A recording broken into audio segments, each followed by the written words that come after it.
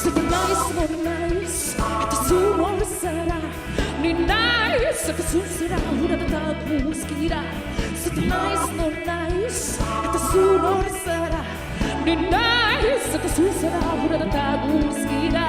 Bam, bam, bam, bam, bam, bam, bam, bam, bam, bam, bam, bam. Rakatakata, rakatakata.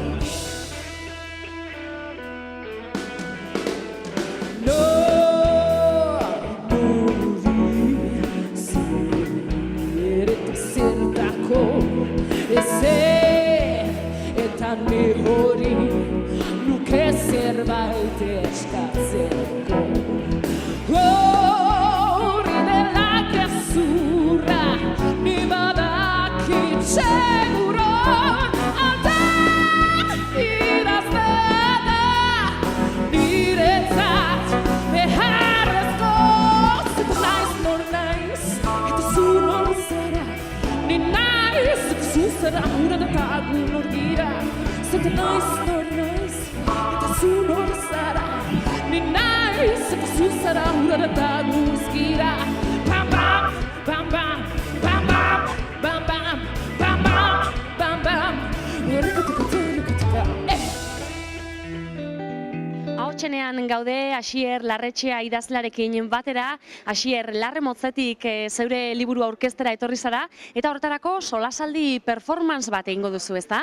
Horixe da, Aitarekin batera, Patxi Larretxearekin batera, ginen dugun ikuskizuna izanen da. Aurkezpenetan ere bera ibilia da, aizkorarekin, eta orduan liburuaren sustraia ere herrikiro leginkizunak ere baitira. Orduan uste dut, biziki ederra, suertatu daitekeela, gaina aita seme bezalaxe, liburuan ere heldu dira gure istorio eta gertaerak, bertan modu honetan aurkeztu ahal izateko. Hori da, izan ere, esan behar dugu liburu hau autobiografikoa dela, ez da Asier, zeu Arraiozen Naparruan jaiotakoa, gaur egun Madrilen bizi zara, eta kontatu didazuna, aita aizkolaria bera izatez ere bai, eta liburuan ere, hoxen, ez da, autobiografikotik asko duela liburua. Guztiz, eta ere, mintzo da liburuaren nolatan saiatu zen aita, eta ni ere egin batean, hortxe, egurrak mozten, basoko erlazio hori izaten, harriarekin ere, bai gaztaroan, baina nire ibilbidea bertze bide batzuetatik joan zen, eta hor izan zen pixka bat talka aitarekin, berak pixka bat niretzako nahi zuen horrekin. Ez da orduan, bada nire aldetik ere omenaldi bat, hitzaren bitartez, liburuen bitartez, transmisioaren bidez, bizimolde bat, eta ohitura hauek ere transmititzeko modua, naiz eta ere agerian dauden, zuk erran bezala, haurtzaroko eta nerabezaroko hainbat gertaera, herriko ordenamendu, eta amatxiren bidetik entzundako baserriko istorio haunitz ere bai.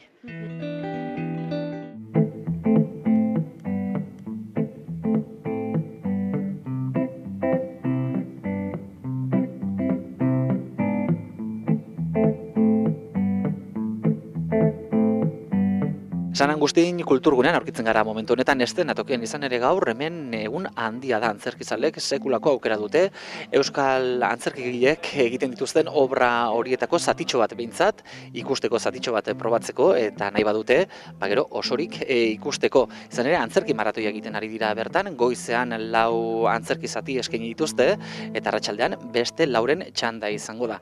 Eta honi buruz berba egiteko eszenatokiko koordinatzailea den Itziar Eliasekin gaude. Egunon Itziar. Egunon bai. Bueno, antzerki maratoiaren erdia behintzat pasada, lehenengo 4 obrak aurkeztu dira, zela joan dago izeko saio hau? Bueno, ondo gunda, jendea aukideu, sartu ertena egon da, eta nik uste gauza proposamen politiak ikusi ditugula. 4 obra izan dira goizean, zer nolako obrak? Danetik egon da, holtza gainean ikusi du bakarrizketa bat, 4 laguneko antzeslana, dantza bat, dantza ikuskizun bat ikusi deu, oso bariatua izan da. Nahi eta bilatuta, pentsatzen dut baita ere. Bai, azkenean saiatzen gara, genero eta ikuskizun ezberdinak topatzen bai. Oso ondo Itziar, eskerrik asko. Zuei bai.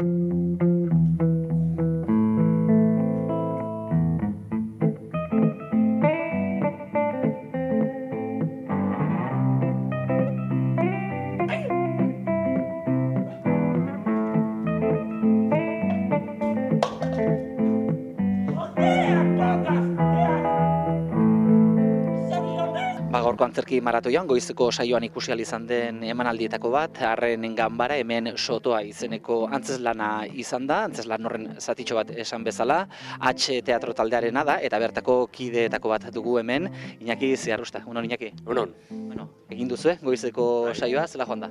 Ondo, asmoa zen ganberrada txiki bat egitea, lagin bat erakustea, gure ikuskizuna apurtzuet komplejoa zen 15 minutu jarraian erakustea bakarrik. Orduen, zati txikizek egin dugu aurkezpen txiki batekin, apurtzuet punky txuriako estilo horregaz. Eta ondo pasau dugu, eta hori zen asmoa, eta divertidu gara asko, eta hori egin dugu.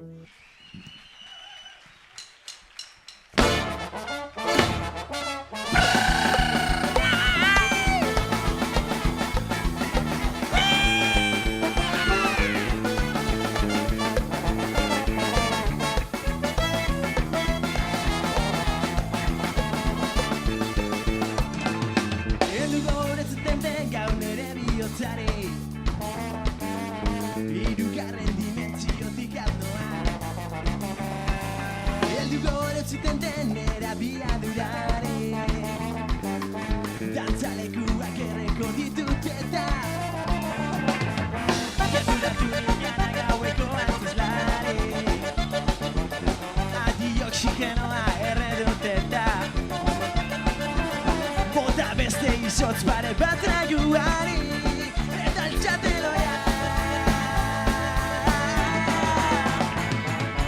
Corres hasta el baile abuela que la noche no te espera Pero hoy no quiero amor Santa corre baila abuela que la noche no te espera Pero hoy no quiero amor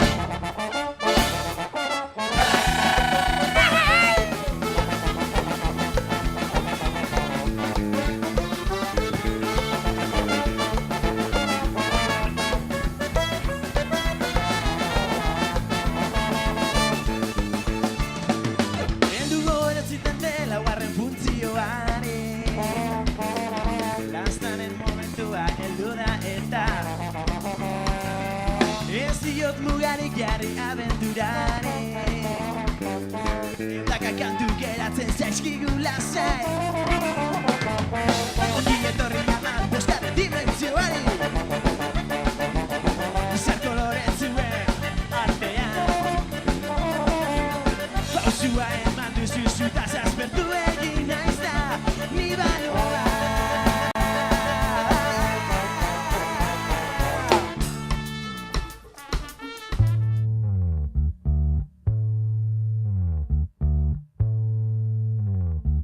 Gotzon Barandian naiz, Susako kide bezala nago aurten azokan eta baita ere Berri Txarrak taldeko komunikazioa arduradun gisa. Orain nago Susako bazkide eta kidea naizen lez, saltzen, liburuak ahalik eta gehien saltzen eta gero Berri Txarrak taldearekin komunikazio lanak egiten, elkarrizketak lotzen eta beraiei antolatzen 4 egun hauetan, betiko lez hainbat kultur sortzailerekin hitz egiten, gogoeta konpartitzen, proiektua konpartitzen, gaur arratzaldean badaukat hor ere mahai inguru bat, kulturaren finantziazioari buruz, eta nire saltzan, gure saltzan, liburu gintzan eta kultur gintzan.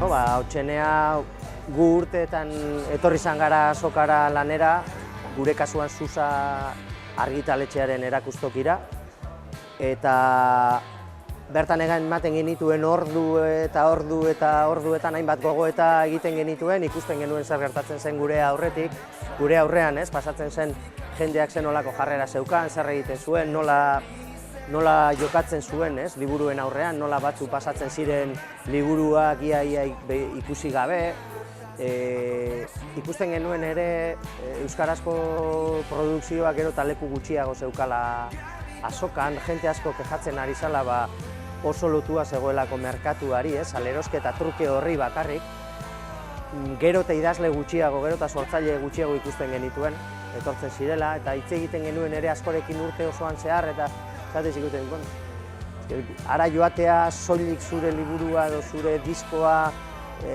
saltzera, hori baino beste zeo zer gehiago egongo balitz, kaso bai. Eta holako gogoeta batzuetatik sortu zitzaigun hautsenea egiteko ideia. Hasieratik izan da gauza horizontal bat, guk nahi genion euskarazko produkzioari bere protagonismoa eman. Durangoko azokan gure ustez galduta zeukan protagonismo hori eman. Nahi genuen sorkuntza bera prestigiatu, fizikotik aparte, nahi genuen entzule zaleek aukera eukitzea musikari eta idazlekin aurrez aurre egoteko, entzuteko musikarien lana bertatik bertara eta idazleekin solas egiteko bertatik bertara. Erakusteko gure kultur sistema askoren artean osatzen dugula, ez? Alde batetik dagoela sorkuntza, hori erakutsi egin behar dela, beste alde batetik dagoela produktua bera, beste alde batetik dagoela ikusgarritasuna, komunikabideen egiten duten lana, beste alde batetik dago transmisioa, eta hori dana erakutsi behar geniola euskaldunari, ez? Eta gainera, kontuan izanik, erabat osagarriak direla, hau da, guk urteetan frogatu dugu, hautsenean disko edo liburu aurkeztu izan duenaren atzetik joan dela gero literaturzalea edo musikazalea, lau pausu eginda, produktua bera hartzera, ez? Orduan, ziklo osoa, kultur sistemaren ziklo osoa, ikusteko aukera badago hemen. Gure kulturak gogoeta eta eztabaida behar ditu etengabe, eta holako foroak nik uste dut oso aberasgarriak direla. Baina, bueno, nire mezua izango da behar dugula foro bat non euskarazko kultura, Euskal Herrian kultura egiten dugun guztiok presente egongo garen guk ala nahi baldin badugu, ez? Osea, foro ireki bat, hasi sortzaileetatik eta saletaraino, sortzaileak, antolatzaile pribatuak, herri mugimendua, erakunde publikoak, komunikabideak, hezkuntza, saleak, denok elkartzeko foro bat, inongo bazterketarik gabe, guztion artean erabakitzeko zer den estrategikoa euskal kulturarentzat, eta horren ondorioz, gaurko gaia finantziazioa denez, horren ondorioz, erabaki dezagun eta adostu dezagun guztion artean zertan inbertitu nahi dugun dirua. Bueno, nik uste dut umetatik bizipozik handien ematen duen ekitaldietako bat dela, edo espada bizipoz gehien ematen dion euskaldun bati, niri behintzat. Eta suerte auki dut, 6 korriketan furgonetan lanean aritzea, hau da, Euskal Herri osoa zeharkatzea, korrikako furgonetan, eta hori da ikustea kilometro oro Euskal Herritarrak posik. Sekulako posa ematen duen ekitaldia da, korrika, sekulako emozioak bizitzen dira, negarrak malkoak beti ziten dira, zorion malko batzuk, harrotasuna, komunitate bateko kide izateagatik, eta, bueno, azokak ere betetzen du zelan bait paper hori, ez? Komunitate baten isla da oso importantea, kulturalki importanteena daukaguna, elkargune bada, korrika den bezala, bilgune bada, kultura aitzaki hartuta era guztietako jentea biltzen duena, korrika bezala. Eta, bueno, iruditzen zait, uztarri berean tiratzen ari diren bi ekitaldi direla, ez? Korrika eta Durangoko azoka. Jo dezagun sustraira, korrika. Zer da denok hainbeste liluratzen eta emozionatzen gaituena? Arrazionalki azaldu ezin den zerbait du burugogorkeria eder honek. Euskarazko munduarentzat erreferentziazko indargune honek. Baina poesia eta definiziotan sartu aurretik, ekar dezagun gogora, zer sentiarazten digun korrikak norbere herrira heltzen denean. Bezperako dardarak adibidez, edo eguneko kilimak. Herrian inusentzia burbuila moduko bat instalatzen da. Umeak, petoak, postasuna, kitzikapen orokorra. Eta bapatean, ara, norbaitek zerbait entzun du. Hankaputetan jartzen gara, odeiertza harakatzen. Saltoka, bostekoak, eskuak igurtzi, besarkadak, munduak arreta jartzen du puntu horretan, eta orduan, bai, korrika badator. Han agertzen da, bere burrumba eta zarata, bere furgoneta eta bozgorailua, betiko kantak, eta jendea batu eta batu demaseko zoroa ize horrekin, eta hurbilduela jende gehiago eta gehiago, eta orduan, onar dezagun, emozioak barrena zukutzen digu. Ezarrian gora korapilo bat sentitzen dugu. Begi ertza umeldu egiten da, eta geure burua irrika eta saltoka harrapatzen dugu. Euskal Herriko herri guztiak mezu eskutu batekin igarotzen dituen olatu koloretsu honi batu eta korrika hasteko prest. Emozio hori, ederra eta handia den zerbaiten parte sentitze hori, indar hori, da funtsean, simbolikoki, aurtengo korrika 19 ahalgune bilakatu gura duena. Enpoderamendurako deia, nahi izatetik ahal izatera pasa. Euskaldunok geure ahulgunez eta ahalgunez jabetu ostean, jabekuntza horretatik egoeran eragitera pasa behar du, egoera eraldatzera. Horra bada, mezua. Euskaldunok euskaldun bilakatu behar dugu.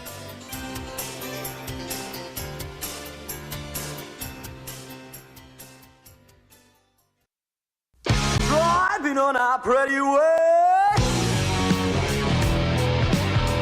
work years alive. You are quiet, listening out for our boy. Yeah, Mr. But this is my choice.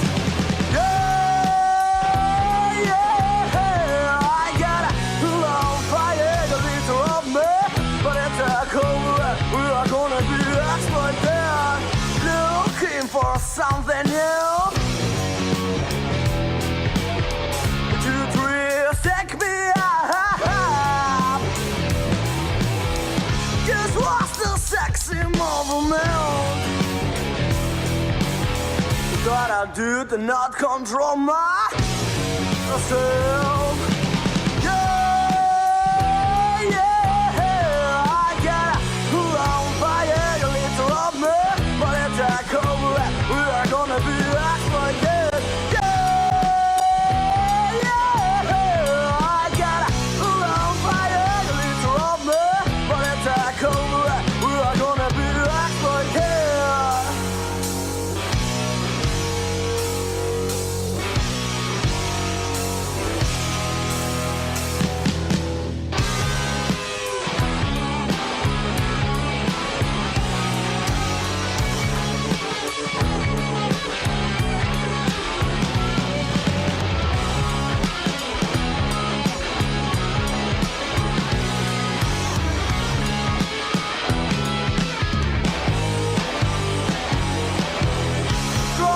On a pretty way, driving on a pretty way, driving on a pretty way.